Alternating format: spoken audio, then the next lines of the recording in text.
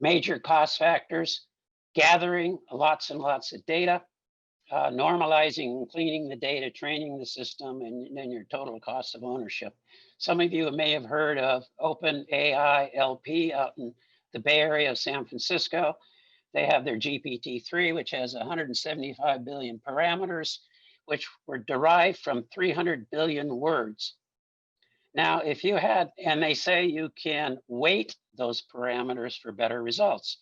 So if you had to weight 10% of those parameters, you're looking at weighting 17 billion.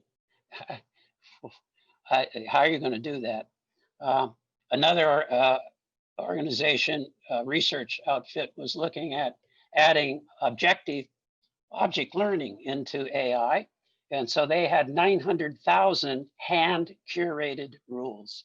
If you change the topic or you change the focus, you got to rewrite all of those or rework them.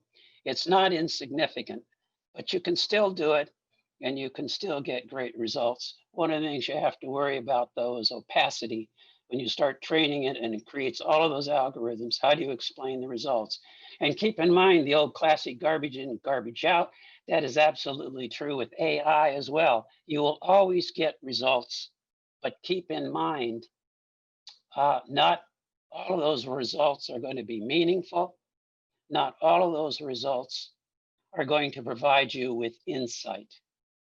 A perfect model with lousy data, well, you get lousy results and so on and so forth. So you got to keep some of these factors in mind.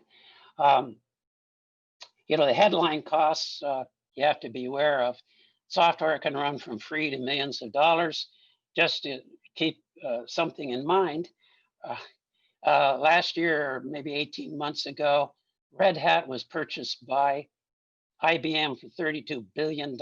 How did Red Hat get a $32 billion evaluation? By providing support and tools for using the Linux software, which is free. So that's just an object lesson there. Data quality, very large sets, millions to billions. It can go, you may have to have 20 to 40 for each semantic node. That's a lot of data to gather for each node. Again, think of the 175 billion parameters and the fact that, oh boy, you can weight them. Now what are you going to do? So you have some significant costs there, and they have to be consistent. And if you change or add data, sometimes you have to recalculate the whole thing. Training those systems, if you can there's a multi-billion-dollar industry now in outsourcing the training. That can go good or bad, depends on how good your trainers are. It can be from 3 to 15 cents an item.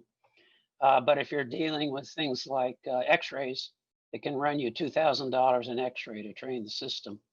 And then I mentioned the 900,000 rules. Yes, rules are still around. They're still very important and can be very effective.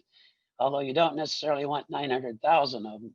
We can semantically enrich a 10 million item or document repository with just 5,000 mostly automatically generated rules. So there's a place for rules still.